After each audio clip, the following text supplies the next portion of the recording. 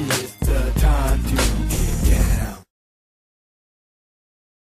And that monitor in Nevada somewhere, commanding one of those 7,000 drones that we have over Afghanistan, and I'm sure some of them are flying over Pakistan too. Right. Now you see people on the ground, you have to make split-second decisions.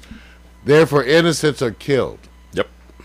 Innocents are killed, which is the problem with any war, and especially when you deal with a war where you're dealing with guerrilla warfare. That is part of the tactic of all guerrilla warfares.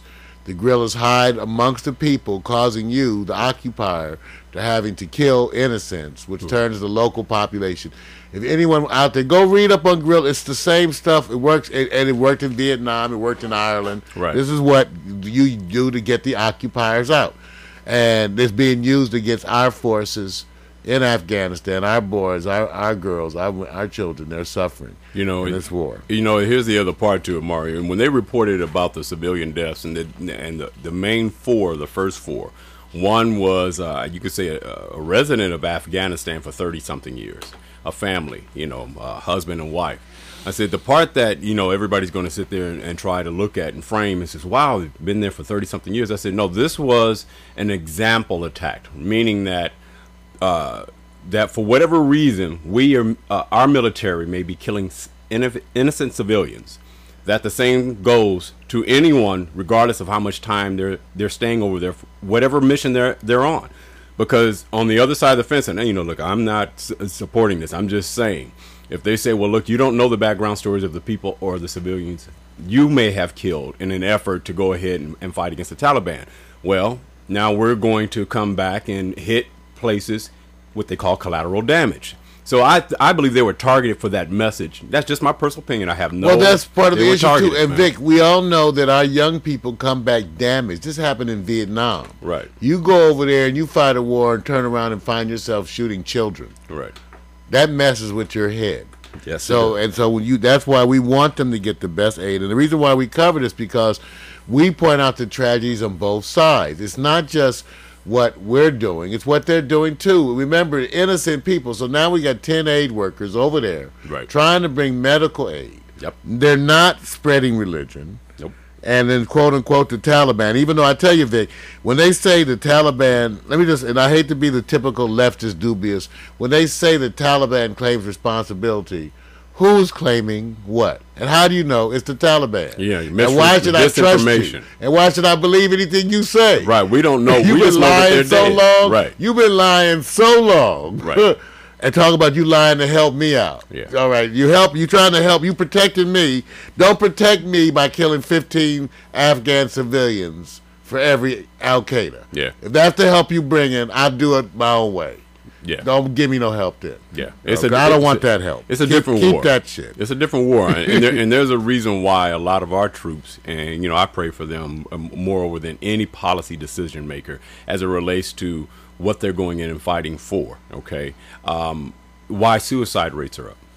It's a lot of that's happening, and we really don't know the cause and consequence of this because why? That's information that can be detrimental, that can be used against us. Remember, free, open source media reporting, whether you're official or not, everybody takes everything and run with it. So the bottom line to me is that it could be a lot more happening on the other side, over in the Afghanistan side, that we're just not privy to know as it relates to day-to-day reporting. The difference that they have over here in the U.S., this is our advantage, is that we are more we have the technology sound base.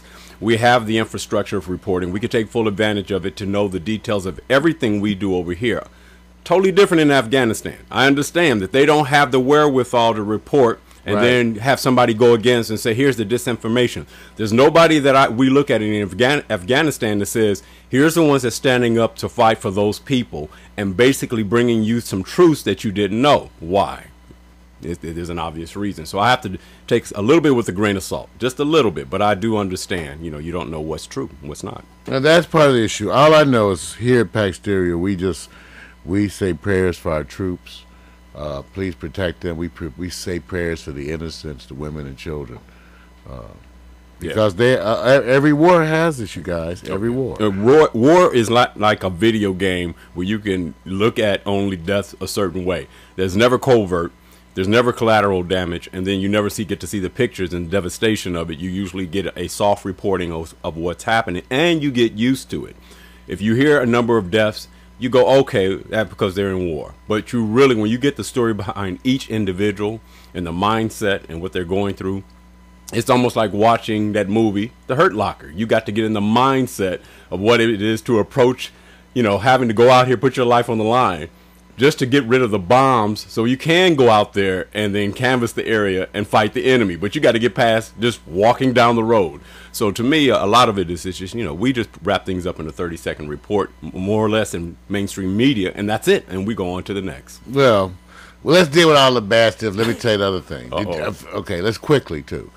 I don't know if people have heard here, but they have a huge fires going on in Russia. Wow. Now, I wouldn't normally give you a lot of Russian news, you guys, but supposedly the smoke is like the size of 2 or 3 of our states. Yes, it is. I'm not laughing at it. You guys, this is not just a regular fire. It's a big-ass fire. Out there in Russia, right near Moscow, right? Man, that's a big It's fire. a huge fire, you guys. Wow. Huge. Wow. Huge fire. And like I said, the smog.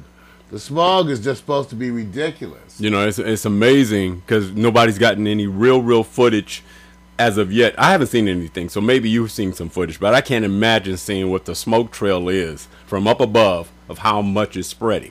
So, hopefully, maybe we'll get to see some more close-up footage. But, man, is it hitting more, mostly wooded area? Or what is it? Because, see, here's the thing that I love about this stuff, you guys. No, it's affecting the cities and everybody. Okay. What I love about this is that our viewership ends up developing such an international flavor. And people have been saying, Mario, when I watch some of this stuff, it relates to us back here. And now I can understand more clearly internationally what goes on. Right. So that's why we try to do this. And, of course, we get our news free from them. Yeah. But here's the piece now, just so you can see. Moscow, big fires, it's huge amounts of area and smoke clouds. And meanwhile, Vic, they say while they're having the toxic smoke, they're having a heat wave. At the same time. Can't imagine it, man. Lord. And so we're going to watch this piece, and then we're going to go talk a little bit about Wycliffe. Wow. You might have to let this one buffer a while. Just, let it get ahead of you on silent mode. It's just long. And who's the report by, do you know? Well, again, this report is coming from Al Jazeera, the English site. Okay, good. Yeah, they're pretty good. We're looking at them for the Haiti piece. Right. Okay, cool. The Haiti piece, because that's the thing, too. We got to talk a little bit about that. Right. And then, that's the main news. Yeah. I mean, hey, look, can't always be good. Got to give the real, and that's the real. And unfortunately, Svetlana is one of a number of pensioners relying on a newly opened smog relief centre. It's as simple as an air-conditioned room, but for the capital's vulnerable, it can mean life. Svetlana is one of a number of pensioners relying on a newly opened smog relief centre. It's as simple as an air-conditioned room, but for the capital's vulnerable, it can mean life itself. Here, staff give the elderly oxygenated drinks to help make up for the lack of fresh air outside. And that don't work. Our neighbours have houses in the country. Give you some they old can bull. escape the smog. We hardly ever see people because they've all left the city. Drinks. But for us, the smog is inescapable. Well, oxygen pumped through fruit juice may be the answer for some, but there are still tens of thousands of people here in the Russian capital still suffering as a result of the smog, many completely unaware of the health risks. Medics report an influx in the number of people suffering from heat and smog-related problems. The smog has meant we've twice as many people coming here looking for help, both newcomers and regular patients. Facing another day of choking smog, many Muscovites are growing increasingly frustrated. More needs